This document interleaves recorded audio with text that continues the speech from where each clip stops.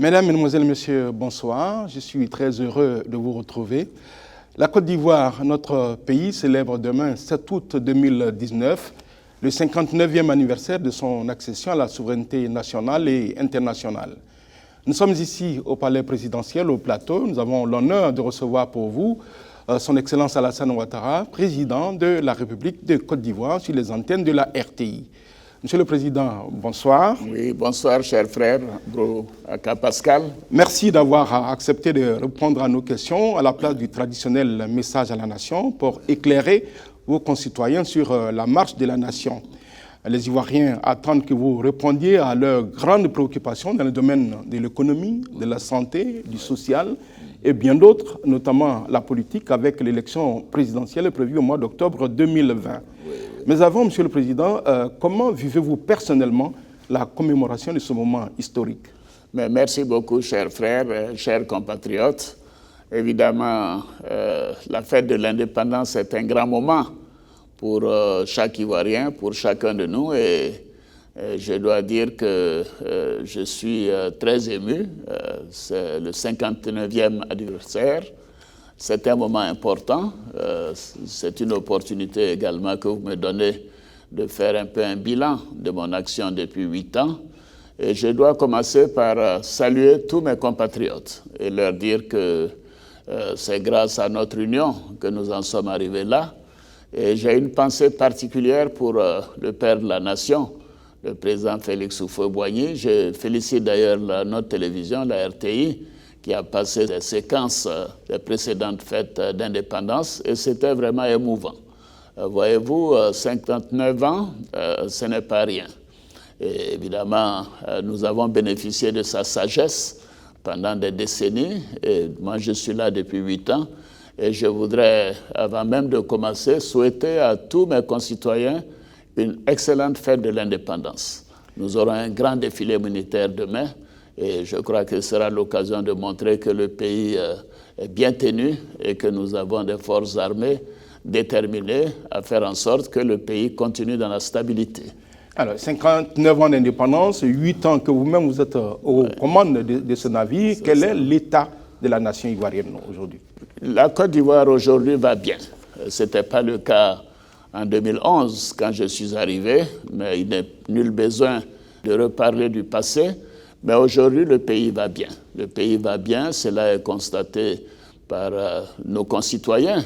Nous voyons un peu toutes les indications de satisfaction par rapport à ce que nous avons pu faire, que ce soit dans le domaine des produits agricoles, dans le domaine de l'eau potable, de l'électricité, etc.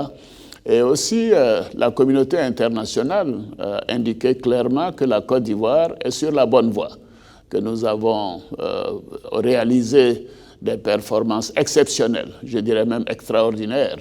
Madame Lagarde disait que c'est quasiment un deuxième miracle ivoirien. En 8 ans, nous avons quasiment doublé tout dans ce pays.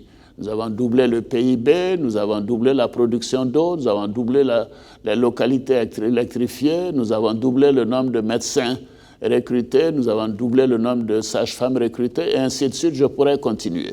Mais moi, je dois dire que ce n'est pas de l'autosatisfaction, mais c'est la réalité. C'est ce que toutes ces grandes institutions, Fonds monétaire, Banque mondiale, les États-Unis, la France, l'Union européenne, qui constatent que ce pays va bien, et je peux assurer et rassurer mes concitoyens que nous continuerons sur cette voie. Alors, on va commencer donc cette revue de la nation par l'économie, c'est ce que vous êtes en train de faire. Les performances économiques de ce pays sont saluées donc par tous, exactement, comme vous l'avez indiqué tout à l'heure. Est-ce que les ressorts de cette économie sont suffisamment solides? Une croissance de 8% depuis 8 ans. Est-ce que les ressorts sont solides pour nous permettre de continuer, de durer dans cette performance et franchir le cap du pays émergent? Voyez-vous, quand nous avons commencé, après les 2-3 premières années, les uns et les autres se disaient, oh, ça ne va pas continuer. Mais ça continue. Bien évidemment, prenez l'exemple de la Chine, ils ont eu des taux de croissance de 8 à 9% pendant 10 ans, et puis ensuite, ça a commencé à faiblir. Aujourd'hui, nous sommes à 6%. La Côte d'Ivoire connaîtra le même cycle. Vous savez, quand on démarre, on va très vite. C'est comme quand un coureur doit faire 200 mètres, les premiers 100 mètres sont très faciles. Il faut continuer de faire en sorte que l'investissement privé soit le moteur de la croissance. Et c'est le cas aujourd'hui. Que les investisseurs aient confiance en notre pays. Et c'est le cas aujourd'hui. Et avec ça, nous continuerons avec des taux de croissance de 7%. Pendant 8 ans, nous avons eu des taux de croissance d'à peu près 8 à 9%. Et c'est pour cela que le produit intérieur brut, c'est-à-dire la richesse nationale, a doublé. A doublé de 2011 à 2019. Nous avons doublé le produit intérieur brut. Mais évidemment, le produit par tête d'habitant n'a pas augmenté autant à cause de l'augmentation de la population, mais néanmoins, le revenu par tête d'habitant a augmenté de 40%, c'est-à-dire chaque Ivoirien, en moyenne, a eu ses revenus augmentés de 40%. Et ceci devra continuer. Voilà, je suis très confiant et je dois dire à mes concitoyens que cette voie, nous la continuerons. C'est la bonne voie, c'est la voie de la prospérité future pour notre grand pays. Un des éléments clés de cette économie, Monsieur le Président, c'est l'agriculture. Tout à fait, tout à fait. Et l'agriculture a toujours été le moteur de la croissance. Il représente aujourd'hui près de 20% donc, du produit intérieur brut. Ce sont des éléments techniques. Il était à 25% il y a 8 ans. Mais ce qui est important, c'est de nous assurer que les personnes qui produisent nos produits agricoles, les paysans, soient bien rémunérés. Et c'est ce qui explique cet accord que nous avons développé avec le Ghana pour assurer un prix minimum donc à nos paysans. Et vous verrez, le 1er octobre prochain, nous augmenterons le prix du cacao parce que je veux qu'on revienne au prix de 1000 francs que nous avons connu en 2015. Les prix ont baissé de 35% en 2017. En 2015, nous avions pu augmenter les prix jusqu'à 1000 francs. Mais maintenant, nous allons reprendre cette stratégie d'augmenter régulièrement le prix aux producteurs et nous faisons en sorte que ce soit la même chose pour les noix de cajou, pour le coton et même pour les produits donc, qui sont exportés sur le continent africain. Moi, je suis confiant. Vous voyez, l'agriculture est la base, mais nous devons aller au-delà. Nous devons commencer à manufacturer et à transformer. C'est un de vos objectifs. Où est-ce que vous en êtes aujourd'hui dans la transformation de notre agriculture vers l'industrie et les services? Tout à fait, vous avez raison. Voyez-vous, au niveau, par exemple, du cacao, nous sommes au tiers de la transformation. Quand il s'agit des noix de cajou, nous étions à moins de 10%. Bientôt, nous serons à 20-25%, peut-être dans 2-3 ans à 50%, et ainsi de suite. C'est important parce que c'est ce qui donne la valeur ajoutée et qui permet de créer des emplois pour nos jeunes et nos femmes. Et en matière d'intégration, Monsieur le Président, il est annoncé une monnaie au niveau de la CEDEAO, c'est l'ECO. Quel est le calendrier de mise en circulation de cette monnaie? Oui, d'abord, les chefs d'État, nous avons arrêté en fin juin à Abuja que nous aurons une monnaie commune et nous avons arrêté le nom de cette monnaie commune qui s'appelle l'ECO. Mais il y a des conditions pour que la monnaie soit de manière effective mise en place. Et en cela, il faut des critères de convergence. Il faut par exemple que les pays aient un déficit qui ne soit pas trop élevé, déficit budgétaire, que les budgets soient bien gérés et que nous ayons une gestion de la dette qui soit raisonnable et ainsi de suite. C'est ce qu'on appelle les critères de convergence. La Côte d'Ivoire est en bonne route pour respecter les critères de convergence cette année ou l'année prochaine. Mais ce n'est pas le cas de tous les pays, les 15 pays de la CEDEAO. Ce que nous avons arrêté à Abuja, c'est de dire que les pays qui respecteront les critères de convergence, donc vraisemblablement la plupart des pays de l'UMOA, notre union monétaire, pourront, s'ils le désirent, démarrer avec d'autres pays qui ont de bonnes performances économiques telles que les Cap-Vert et ainsi de suite. Donc c'est une question de respecter les critères de convergence pour nous permettre de mettre en place donc, la monnaie commune. Moi, je souhaite personnellement que cela puisse se faire dès l'année prochaine, au moins qu'on puisse l'annoncer. Mais est-ce que ce sera effectif l'année prochaine ou dans 5 ans? Je ne peux pas vous le dire. Cela dépend de chacun des pays, les efforts que les uns et les autres sont prêts à faire pour respecter les critères de convergence. Et donc la Côte d'Ivoire est annoncée comme l'un des premiers pays à s'engager dans l'utilisation de cette monnaie. Il est également annoncé la zone de libre-échange continentale au niveau de l'Union africaine. C'est ça. Qu'est-ce que cette zone de libre-échange apportera à l'économie ivoirienne? Et qu'est-ce que cela impliquera pour la population? Vous voyez ce que l'UEMOA et la CEDEAO apportent à l'économie ivoirienne. Nous sommes un pays qui a le plus grand chiffre de pourcentage en matière d'exportation vers les autres pays. Par exemple, les pays comme le Burkina, le Mali sont des partenaires importants pour nous. Alors, quand il y a intégration, ceci facilite les mouvements de biens. Moi, je considère que la zone de libre-échange prendra un peu de temps, certes, parce que tous les pays n'ont pas la même gestion de l'ouverture de leur marché. J'ai indiqué déjà à mes homologues que je note que les entreprises des pays autres que la Côte d'Ivoire, des pays voisins, même en dehors de la CEDEAO, ont des entreprises ici parce que notre marché est ouvert, mais nous n'avons pas cette facilité dans les autres pays, que ce soit en Afrique de l'Ouest ou en dehors de l'Afrique de l'Ouest. Donc, ce sera une condition qui est la réciprocité. Nous sommes ouverts, mais les autres marchés doivent être ouverts. Si tout le monde s'ouvre, les mouvements de biens et services permettront à nos économies d'avoir des taux de croissance encore plus élevés. Vous avez rappelé tantôt, Monsieur le Président, cette initiative avec le Ghana en matière de cacao, les deux premiers producteurs mondiaux. Quels sont les chances de succès de cette initiative commerciale? Mais c'est quasiment acquis. Je ne veux pas rentrer dans trop de chiffres, mais l'accord, c'est que nous n'allons pas vendre la récolte de 2020-2021 à moins de $2 600 la tonne. Et nous aurons une marge de $400 pour nous assurer de reverser aux producteurs un minimum de montant. Donc j'aurai l'occasion de parler plus précisément de cet accord quand ce sera définitivement mis en place.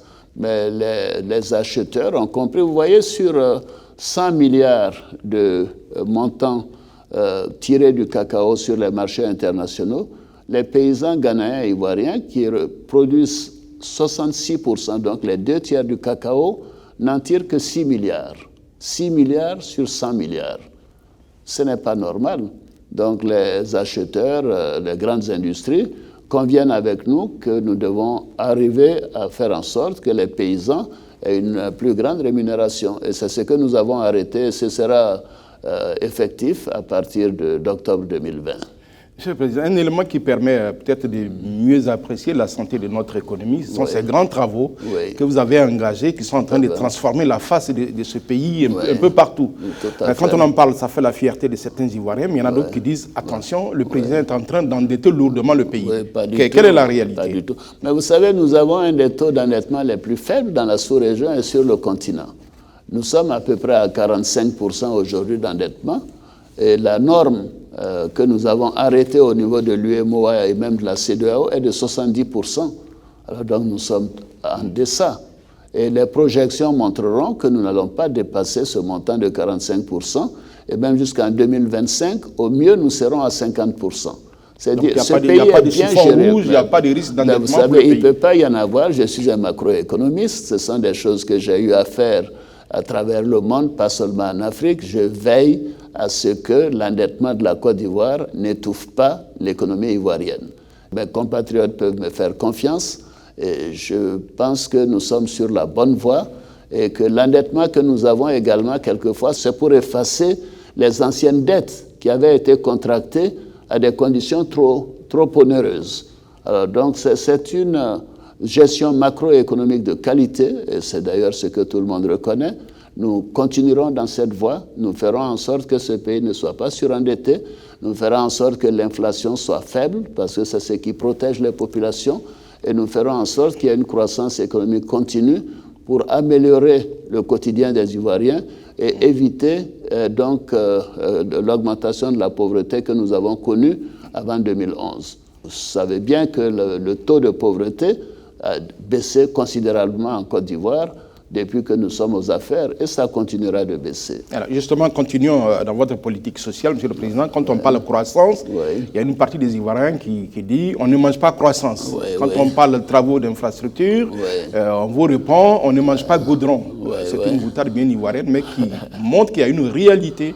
C'est la forte attente des populations en matière d'amélioration de leurs conditions de vie. Mais je crois que j'entendais ça il y a 4-5 ans, mais je crois que les points de vue ont changé. Parce que les populations apprécient d'avoir des routes quand même. J'étais à Dzopé pour l'inauguration de la route, donc à Dzopé-Yakassé à Tobrou. Mais les chefs, les jeunes me disaient, mais écoutez, Président, nous vous remercions parce qu'il y a à peine 5 ans, il y a même 2 ans, il nous fallait 3 heures, 4 heures. Et ça va continuer jusqu'à Bétier? Ça continuera jusqu'à Bétier. Et maintenant, ils le font en 15 minutes. Alors, quand on fait la route en 15 minutes, Pascal, quand même, au lieu de 3 heures, déjà, on économise le carburant, n'est-ce pas? Je fais partie des plus heureux, Monsieur le Président, puisque c'est ma route. Ah ben, vous voyez, donc vous économisez beaucoup d'argent. Maintenant, le carburant, vous l'économisez. Et ensuite, pendant la saison des pluies, il n'y a pas d'immobilisation. Alors, maintenant, ce débat est clos. Mais il nous faut aller plus loin. Je considère que toutes les routes de Côte d'Ivoire doivent être réhabilitées. C'est un objectif que nous avons. Et en plus, toutes les capitales des régions doivent être connectées. C'est ce que nous faisons. Et vous allez voir dans 2-3 ans que nous aurons du goudron un peu partout pour relier les capitales régionales.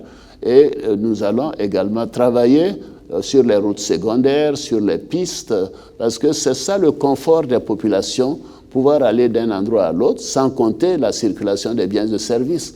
Tout cela contribuera à faire baisser le prix des matières premières, des biens de consommation. Vous savez, l'investissement dans les infrastructures, c'est toujours un bon acquis.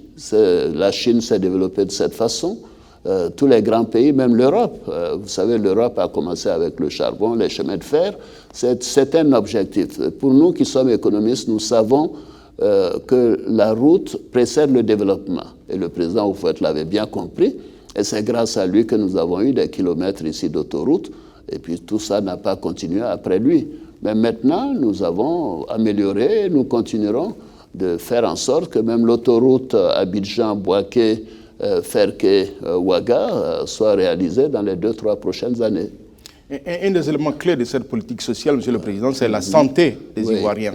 La couverture maladie universelle, il y a une longue campagne de sensibilisation. Les Ivoiriens attendent pour permettre à tout le monde, et surtout les moins nantis, de bien se soigner à moindre frais. Qu'est-ce qui retarde la mise en route de cette comme vous le savez, nous avons mis en place cette année un programme social du gouvernement avec 725 milliards de francs CFA. Nous avons fait le point déjà pour les 6 premiers mois. Cela se déroule très bien. Et d'ailleurs, j'invite ceux, par exemple, qui ont des problèmes dans leur région, de nous envoyer des correspondances. Je reçois beaucoup de correspondances me disant « Président, nous n'avons pas un château d'eau dans notre village ». Et j'ai dit au programme social de gouvernement, vous vous en occupez. Alors, ce qui est important, c'est qu'avec ce programme social de gouvernement, nous avons pris un certain nombre d'engagements, aussi bien sur l'école, sur la santé. Je vous dirais, par exemple, sur la santé, est-ce que vous savez qu'en 8 ans, nous avons doublé le nombre de médecins en Côte d'Ivoire? Beaucoup de gens ne le savent pas. En 8 ans, nous avons doublé le nombre de sages-femmes dans notre pays. Et je pourrais continuer. En 8 ans, nous avons doublé la quantité d'eau potable produite pour les populations. En 8 ans, nous avons électrifié autant de localités que les 50 premières années de l'indépendance. Je pourrais continuer. Donc le programme social continuera de renforcer cet élan social pour le bien-être des populations. Ce que je voudrais, moi, c'est qu'à un point donné, surtout en 2025, nous ayons la satisfaction de voir que 100% des localités en Côte d'Ivoire sont électrifiées. Donc les 6 premiers mois sont totalement satisfaisants. Tout à fait. Et surtout, voyez-vous, par exemple, l'électrification des villages de plus de 500 habitants, et ce n'est pas seulement les villages, j'ai demandé qu'on y mette les campements. Nous avons les campements baoulés dans l'ouest et autres, tout ça doit être incorporé. Et quand, en 2020, nous ferons le point, on verra que plus de 80% de couverture, nous avons pu l'atteindre. Et nous continuerons dans cette voie. Et les problèmes de médicaments, les problèmes de recrutement, nous allons recruter plus de 10 000 enseignants. Ils commenceront dès le 1er octobre. Nous approvisionnerons donc les CHR et les CHI en médicaments. Tout cela est en bonne voie. Je suis très confiant et je félicite le Premier ministre pour vraiment sa précision, sa rigueur. Et les choses se passent très bien. Ce programme social du gouvernement est en train d'être exécuté conformément à ce que nous avons arrêté. Et mon objectif, c'est de le porter d'ici la fin de l'année à 1 000 milliards. Parce que nous avons maintenant les financements. Nous nous étions arrêtés à 725 milliards. C'était les financements que nous avions, mais grâce à la Banque africaine de développement et maintenant bientôt au Fonds monétaire international, nous allons pouvoir amener ce programme social à 1 000 milliards. Donc je dis à nos concitoyens, si dans votre village, qui a plus de 1 000 personnes, vous n'avez pas d'électricité, écrivez-moi. Écrivez, dites, Monsieur le Président de la République, mon village est à tel endroit, nous n'avons pas d'électricité, nous n'avons pas d'eau potable, et je vous promets que je vais régler ce problème. Alors, Monsieur le Président, vous êtes donc satisfait donc de la façon dont les choses se déroulent, l'économie se porte bien, le programme social est en marche pour le bonheur des populations, mais au plan de la cohésion sociale, Monsieur le Président, on a l'impression qu'on n'est pas encore totalement sorti de la crise malgré le succès économique. Il y a des conflits intercommunautaires, le point d'orgue, ça a été Béomi, avec 8 morts. C'est le vivre ensemble que vous prônez dans votre politique qui est mise à mal. Que répondez-vous à tout cela? Pascal, vous savez, mon programme de gouvernement, c'était le vivre ensemble. Nous avons bien diagnostiqué ce problème quand nous étions dans l'opposition. Et nous avons pris toute une série de mesures pour aller vers donc, le renforcement de la cohésion nationale. Et on continuera. Ces conflits communautaires ne sont pas acceptables, surtout quand on voit les motifs. Mais il faut que les politiques aussi arrêtent d'attiser la haine et la mésentente. Maintenant, il y a toute une série de réunions. Le comité de sécurité, par exemple, au niveau national, s'est réuni à Yamoussoukro il y a 2 semaines. Des mesures ont été prises, des dispositions sont prises pour que nous puissions alerter dès qu'il y a la possibilité d'un conflit. Et maintenant, pour les conflits passés, nous continuerons de les gérer et surtout utiliser la chefferie traditionnelle, la Chambre des rois et chefs, pour leur dire qu'ils doivent aussi s'activer et parler à nos concitoyens pour dire qu'il ne faut pas continuer dans cette voie. C'est peut-être des signes aussi qui montrent que les blessures de la crise ne sont pas totalement cicatrisées. Oui, mais vous savez, en France, après la Deuxième Guerre mondiale, il a fallu 40 ans pour que les choses se règlent. Il ne faut pas qu'on dise qu'à la Côte d'Ivoire, en 8 ans, en 10 ans, on puisse régler tous ces problèmes qui ont été créés depuis la mort du premier président, du président Félix Houphouët-Boigny. Ça prendra du temps. Moi, je suis engagé. J'ai dit à tous mes concitoyens de s'engager dans cette voie. Je demande à tous les politiques de faire la même chose. C'est important de parler à nos concitoyens un langage d'apaisement, un langage d'union et de dire que la nation ivoirienne est en construction et avec une bonne politique économique, cela contribue à renforcer donc l'union nationale. Ouvrons maintenant, Monsieur le Président, la page politique. Il y a beaucoup de batailles qui se passent. On voit souvent des images à l'Assemblée nationale. Oui. La dernière pierre d'achoppement, ça a été la réforme de la CEI, réclamée par la Cour africaine des droits de l'homme et des peuples. Oui. La loi a été votée à une large majorité à l'Assemblée nationale et au Sénat. Mais, Monsieur le Président, pour vous, est-ce que l'équilibre réclamé par la Cour africaine des droits de l'homme est respecté? Mais c'est ce que nous pensons, puisque la Commission africaine des droits de l'homme et des peuples avait demandé, sur intervention d'une ONG, que la société civile soit mieux représentée. Elle avait 3 membres, maintenant elle en aura 6. Nous avions une commission qui avait 17 membres, dont près de la moitié était censée être proche du pouvoir. Maintenant, nous avons une commission où il y a 15 membres, où on ne peut considérer que le tiers qui soit proche du pouvoir. Donc nous avons rempli nos obligations. Mais c'est ce qui est le plus important, c'est que nous avons tenu pendant 6 mois des réunions avec les partis politiques, avec la société civile, et ce consensus global a permis d'aller de l'avant. Maintenant, je suis bien placé pour savoir que la politique de la chaise vide n'est pas la bonne chose. Voyez-vous, mon parti d'origine je ne dois pas dire mon parti d'origine, parce que mon parti d'origine, c'était le PDCI. Mais le RDR, en son temps, avait boycotté les élections de 2000. Qu'est-ce qui s'est passé? Mais l'Assemblée a continué de fonctionner pendant 10 ans sans un député RDR. Alors j'ai toujours dit aux gens du RDR que c'était une erreur. Maintenant, nous avons la réforme de la commission électorale. Je constate que tout le monde y a participé et qu'au dernier moment, des 2 dernières réunions, le PDCI a décidé de ne pas y participer. C'est dommage, parce que la commission, elle a été votée par l'Assemblée, par le Sénat, et je crois qu'ils ont saisi le Conseil constitutionnel. Tout à fait. L'opposition ne démord pas, Monsieur le Président. Mais très bien. L'opposition parle de passage en force. Elle a saisi le Conseil constitutionnel. Elle a été déboutée, certes, Monsieur le Président. Ne craignez-vous pas que ces contestations finissent par jeter un discrédit sur la présidentielle? Nous sommes en démocratie et la majorité, dans tous les pays du monde, c'est la majorité qui décide. À partir du moment où l'Assemblée nationale a voté, le Sénat a voté, il n'y a plus de discussion. Maintenant, les gens me parlent on dirait que c'est la CEI qui va voter. C'est les Ivoiriens qui vont voter, c'est ça le plus important. Et j'irai plus loin. On me dit, oui, c'est la CEI, sans la réforme, il y aura des problèmes. La Cour n'a pas demandé une réforme, elle a demandé une recomposition pour mieux représenter la société civile, et c'est ce que nous avons fait. Maintenant, qu'est-ce qui va se passer? Je vais promulguer la loi aujourd'hui, parce que tout le processus est bouclé. Et les uns et les autres désigneront leurs représentants et ils vont se mettre au travail, parce que nous avons les élections en 2020. On ne peut pas continuer de discuter. Il faut quand même des institutions. Et ceux qui remettent en cause la CEI actuelle, mais ils oublient que nous avons fait des élections en 2015, Pascal. La CEI actuelle, elle a fait du très bon travail. C'est celle de 2010 qui a eu des problèmes, que nous avons réformée. Et nous avons une nouvelle CEI en 2012 qui a fait toutes les élections, y compris l'élection présidentielle de 2015. Et l'élection présidentielle de 2015 s'est bien passée. Mes adversaires m'ont téléphoné, y compris à Finguessa, Mme Lagou et autres, pour me féliciter et reconnaître les résultats. Alors, c'est cette CEI qui était déjà très bonne que nous venons de réformer en diminuant la part de l'État.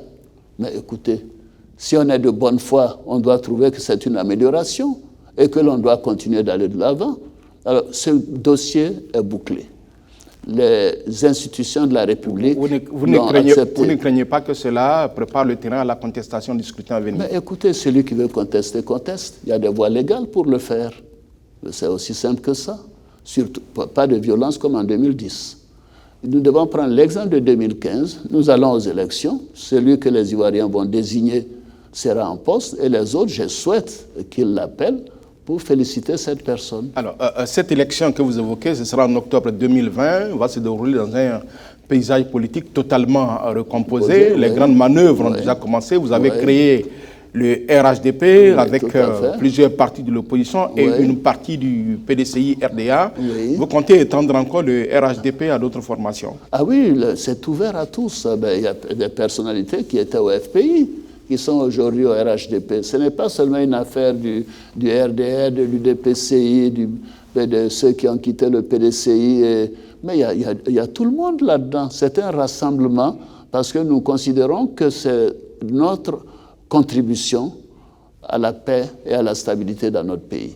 Avoir un parti politique qui ne fait pas de distinction de région, de race, d'ethnie. Et moi, je suis très heureux de ce que nous avons obtenu, puisque maintenant, nous avons, dans toutes les régions de Côte d'Ivoire, le RHDP est présent. Je vais vous donner des exemples. Prenez les municipales et les députés. Mais c'est quasiment 2/3 des maires et 2/3 des députés sont membres du RHDP. Les présidents de région, c'est quasiment 3/4 des présidents de région qui sont du RHDP. Les sénateurs, sans compter même ceux que j'ai nommés, c'est quasiment les 3/4 des sénateurs qui sont au RHDP. Et moi, je me fais présenter une carte nationale. Le RHDP est partout, dans toutes les régions. Il n'y a pas un département, il n'y a pas une sous-préfecture. C'est ça l'Union nationale.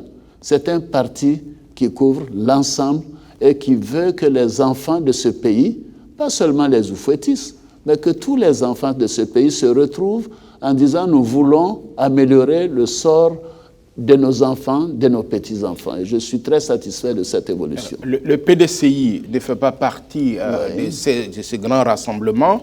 Votre ancien allié, le président Bédié, et votre prédécesseur, le président Laurent Gbagbo, se sont rencontrés à Bruxelles. Ils parlent de constituer une plateforme de toute l'opposition contre vous ou contre Non, ils n'ont pas dit contre moi. Contre le candidat du RHDP. Quel commentaire? Ah non, ils n'ont pas dit qu'il faut une plateforme contre le candidat du RHDP. Pour le moment, il n'y a pas de plateforme à ma connaissance. Ils se sont rencontrés, nous avons vu ce qui est dans la presse. Je considère que, voilà, il n'y a pas plus que ça. En tout cas, ils disent qu'ils sont en train de préparer une plateforme qui va être communiquée très bientôt. Là, c'est différent. C'est très bien qu'ils préparent une plateforme. Et c'est même très bien qu'ils se rencontrent. Mais que vous voyez votre ancien allié partir comme ça, vous n'avez pas de commentaire? Non, je n'ai pas de commentaire particulier. Le RDR, avant moi, a été allié au FPI de Laurent Gbagbo. Le PDCI, avec d'autres partis, ont été donc en alliance avec le RDR depuis 2005, pendant quand même 14 ans. Et bon, le président Bédia a décidé de ne pas faire partie de cette alliance, mais c'est son droit, il n'y a pas de problème. Il a dit l'objectif, donc, c'est la réconciliation. Ah bon? Peut-être lui et Laurent Gbagbo devaient se réconcilier. Ça, je peux comprendre, parce que je sais ce que l'un et l'autre pensent. Et aussi entraîner la réconciliation de toute la Côte d'Ivoire. Non. Moi, je me suis réconcilié avec le président Bédié. Tout le monde sait ce qu'il m'a fait. On s'est réconcilié. Avec Laurent Gbagbo, je n'ai jamais eu de problème, en réalité. Il y a un personnel. Il y a eu des élections. Bon, on sait ce qui s'est passé. Mais si maintenant Laurent Gbagbo et Henri Konan Bédié, je sais ce qu'ils pensent l'un de l'autre, se réconcilier, c'est une très bonne chose. Mais ça n'entraîne pas les Ivoiriens. Les Ivoiriens, nous, on est très bien.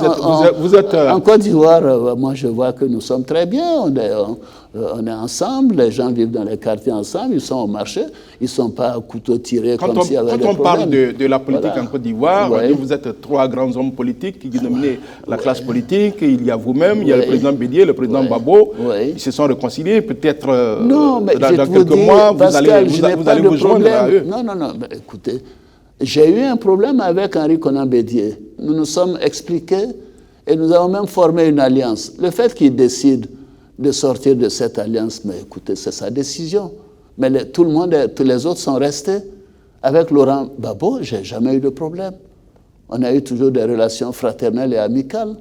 Et par conséquent, je ne me sens pas concerné. Quand j'ai vu que Jeune Afrique dit que j'ai essayé par tous les moyens d'empêcher, j'ai dit, mais de quoi je me mêle? Pourquoi je vais empêcher deux anciens présidents de se rencontrer? C'était ma question suivante.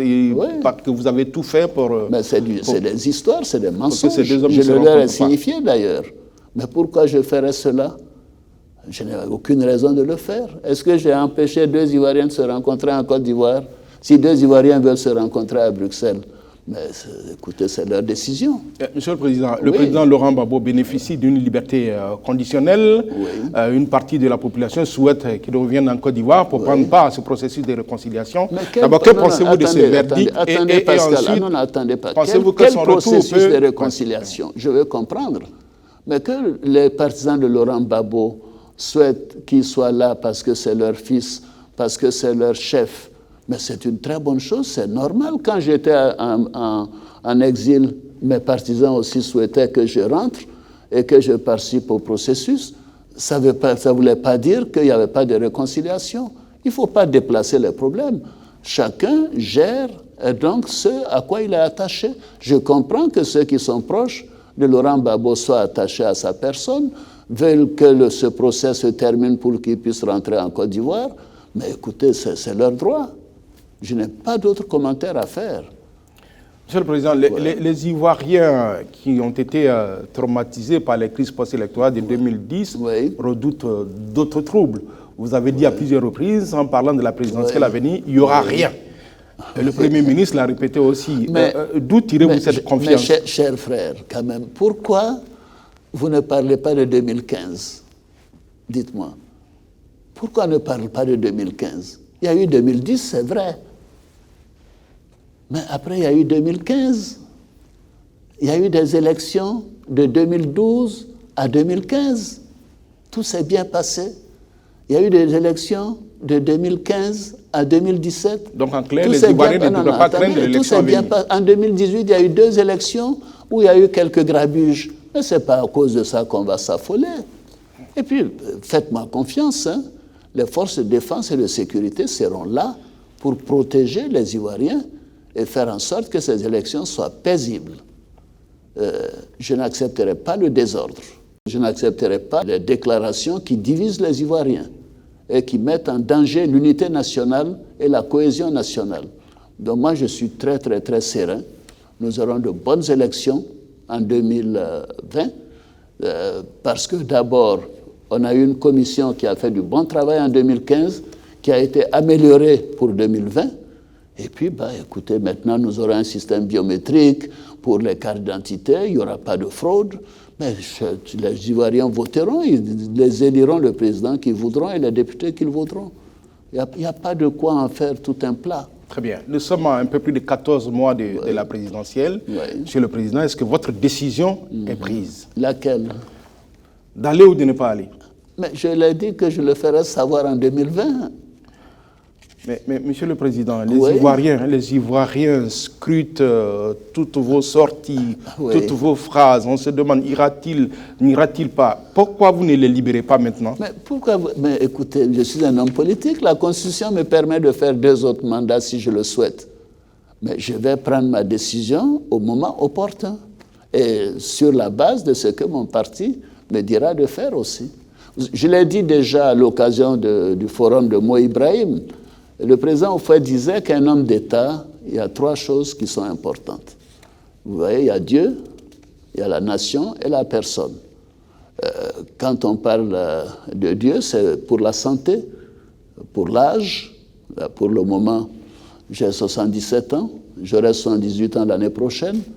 Mes médecins me disent que je suis en parfaite santé. Deuxièmement, le pays, la traduction du pays, c'est à travers le RHDP, qui verra qui ils veulent comme candidat. Si on me le demande, je pourrais répondre positivement ou négativement en fonction de ma conscience et de ce que je pense pour mon pays. Alors, pour mon pays, je veux la stabilité. Vous voyez, je veux la stabilité de mon pays et je veux la sécurité des Ivoiriens. C'est ça mon objectif. Savez-vous ce que disent les Ivoiriens, Monsieur le Président? Non, je prendrai cette décision en 2020 en fonction de tous ces éléments. Ce n'est pas une affaire. Vous savez, quand on est président de la République, on a cette responsabilité, elle est lourde. La Côte d'Ivoire est maintenant en paix. La prospérité vient. La situation s'améliore. En 7 ans, nous avons fait plus que pendant 50 ans. Mais je vais faire un bilan à la fin de 2019 et à partir de là, je prendrai ma décision à mon âme et conscience pour donner le meilleur à mon pays. Les Ivoiriens disent que vous et le président Bédié, vous vous surveillez. Chacun attend la déclaration de candidature de l'autre pour se décider. Non, mais le président Bédié a 10 ans de plus que moi. Il n'a pas dit qu'il est candidat. Il ne faut pas lui mettre des choses dans la bouche. Hein. Moi, je lui ai parlé. Il n'a pas dit qu'il est candidat. Ben, on attend que... Mais pourquoi je vais l'attendre? En 2015, je ne l'ai pas attendu. C'est lui-même qui a dit Alassane Ouattara doit faire un 2e mandat. Peut-être que quand il rentrera, il va dire Alassane Ouattara doit faire un 3e mandat. Vous ne savez jamais. Il y a une rumeur qui court, Monsieur le Président. Est-ce que vous allez modifier la Constitution pour recaler des candidats? Non, mais pourquoi je vais modifier la Constitution? La modification de la Constitution doit être un processus qui dépend de l'opinion. Nous avons une Constitution depuis 2016. On l'a pratiquée. Bon, il est clair qu'il y a des choses qu'il faut modifier dans la Constitution, mais ce n'est pas pour recaler des candidats. Non, non, non, je ne vois pas pourquoi une Constitution devrait recaler des candidats. Moi, je ne souhaite pas être recalé, en tout cas. Et je ne vois pas pourquoi d'autres, c'est vrai, seraient donc recalés. Mais maintenant, il faut épouser l'ère du temps. Nous sommes un certain nombre à avoir un certain âge. Peut-être qu'à un moment donné, nous devrions réfléchir à ce que nous pouvons donner à notre pays au-delà d'un certain âge. Mais c'est tout. Autrement, mais il y aura des modifications de la Constitution parce que nous remarquons qu'il y a des petites choses qui méritent d'être adaptées. Et j'essaierai de voir avec les uns et les autres qu'est-ce que nous devons modifier.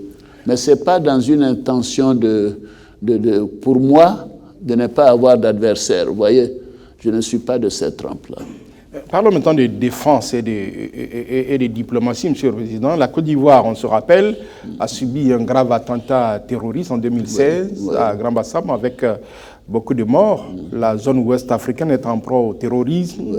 C'est vrai, des zones sont plus frappées que d'autres. Est-ce que la Côte d'Ivoire a les moyens de se défendre? Non, nous avons beaucoup investi, vous savez, dans les nouvelles technologies, la surveillance, l'intelligence, les renseignements avec les pays voisins, avec la France, les États-Unis, d'autres pays, pour que nous soyons vraiment mieux protégés et surtout que nous puissions anticiper. Je peux vous dire que nous avons déjoué 2 ou 3 tentatives après Grand Bassam, mais nous veillons, nous surveillons et tous les matins, moi j'ai un appel téléphonique pour me dire voilà comment les choses sont passées dans la nuit, etc.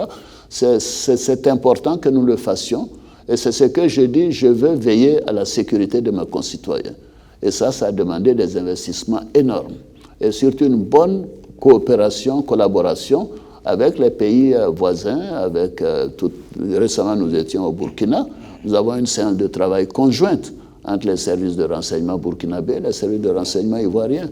Beaucoup d'accords de coopération nous avons eu aussi des réunions avec le Ghana, le Togo, le Bénin, et des accords ont été signés. C'est important que nous soyons en paix et en sécurité. Et c'est vraiment l'objectif principal de la mission que je me suis fixée maintenant. Le gouvernement est bien géré par le Premier ministre, le programme social se déroule bien. Ce sont les éléments de sécurité, de paix qui m'intéressent. Et je suis très porté sur cela et je n'ai pas de... Il y a un renforcement général de la coopération avec les pays voisins. C'est la meilleure façon de se défendre. Ah oui, mais il faut. S'il n'y a pas de renseignement, vous savez, ça devient difficile. Et les pays voisins aussi ont beaucoup investi dans ce domaine et je suis confiant que nous continuerons ainsi. Mais il faut travailler de sorte à réduire aussi les poches de pauvreté, les poches de discrimination, vous voyez, les poches de stigmatisation. C'est toutes ces choses qui créent un peu l'extrémisme, y compris l'extrémisme religieux. Donc nous voulons une Côte d'Ivoire qui soit ouverte, une Côte d'Ivoire où les uns et les autres se font confiance, savent que le pays est pour tout le monde, et que tout le monde a les mêmes droits, a les mêmes obligations, et que les dirigeants sont des personnes aussi de qualité et qui peuvent leur apporter un avenir meilleur. La coopération est donc au centre de votre politique extérieure. Ça a permis de glaner des lauriers. Oui. Je pense notamment à l'élection de notre pays comme membre non permanent du Conseil de sécurité des Nations Unies. C'est une grande fierté. Quelle leçon, quel enseignement tirez-vous donc de ce grand honneur fait à notre pays? C'était un grand honneur, surtout ça faisait 25 ans. Quand je me suis rendu aux Nations Unies, j'ai senti que la Côte d'Ivoire était vraiment respectée à nouveau. Et que les gens nous faisaient confiance. On voulait savoir comment nous avons fait pour transformer ce pays en si peu de temps, même à arriver à faire en sorte que les troupes des Nations Unies, les forces des Nations Unies, l'ONUCI, quittent la Côte d'Ivoire en 2017. Vous savez, il y a des pays où les Nations Unies sont depuis 30, 40, 50 ans, mais nous, après 12 ans, nous avons pu demander aux Nations Unies de partir. Nous leur avons dit ce que nous avons fait, comment nous sommes organisés, que ce soit au plan de l'organisation des forces armées, que ce soit au plan donc, de la réconciliation, que ce soit au plan de la gestion économique et ainsi de suite. Et je suis très fier et je remercie les Ivoiriens de m'avoir donné cette opportunité. Et je les félicite parce que c'est l'œuvre des Ivoiriens, c'est l'œuvre de nos concitoyens. Si en fait il n'y avait pas la paix sociale, si les Ivoiriens ne s'étaient pas réconciliés, mais on n'aurait pas cette aura internationale. Et en plus de cela, je suis très fier aussi qu'un de mes jeunes frères, Jean-Claude Brou, ait pu être désigné comme président de la commission de la CEDEAO. C'est quand même un ensemble de 350 millions. C'est la population des États-Unis. Donc il est quasiment le Premier ministre de cet ensemble. C'est un grand honneur pour la Côte d'Ivoire. Et nous continuons d'apporter notre contribution et nous ferons en sorte que le mandat de la Côte d'Ivoire arrive à son terme au mois de décembre. Décembre, oui. Vous avez déjà quelques regrets, il y a des dossiers que vous auriez bien voulu pour 2 ans, nous avons eu ce grand honneur. Bon, j'espère que ceux qui viendront après moi, peut-être dans 20 ans, ce sera de nouveau une possibilité pour la Côte d'Ivoire de revenir. Nous nous sommes battus pour qu'il y ait un pays de l'Afrique de l'Ouest. Ce sera donc le Niger. Donc je suis très heureux que ce soit le Niger qui a un gouvernement qui travaille dans la même orientation. Et je suis confiant que le gouvernement nigérien, le président Issoufou, feront du bon travail également.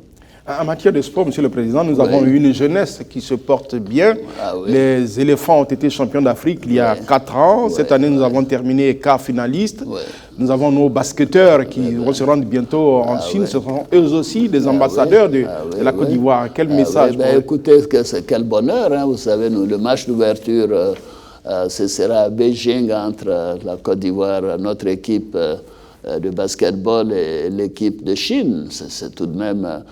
ce jour-là, nous serons sur la carte du monde. Ce sont des milliards de personnes qui sauront que des jeunes Ivoiriens ont cette capacité d'être cooptés pour être à la face du monde. Moi, j'éprouve une fierté que je ne peux même pas exprimer.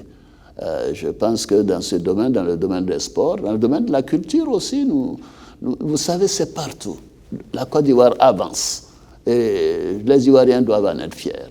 Et moi, je suis fier de ce qu'est devenu notre pays. Monsieur le Président, nous arrivons au terme de cette émission. Quel est votre message à tous les Ivoiriens qui vous écoutent à l'occasion donc de la fête nationale? Mais, chers frères, moi, je voudrais vous dire et m'adresser en même temps à mes compatriotes et leur dire que la Côte d'Ivoire a fait des progrès importants.